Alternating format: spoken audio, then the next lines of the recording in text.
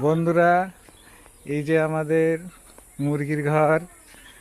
এখন আমাদের 10টা মুরগি ছিল, কিন্তু শিয়ালে 10খানা মুরগি নিয়ে গেছে। এখন আমরা এই মুরগি ঘরে এই ছাগল রাখছি, না জানি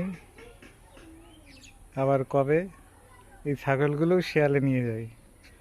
এই যে আমাদের মুরগির ঘর, এই যে ছাগলের মা, আর এই যে আমাদের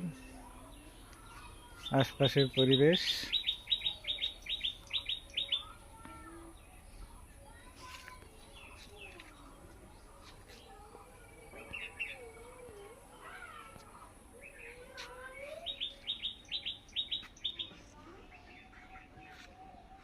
এই যে মুরগির ঘর।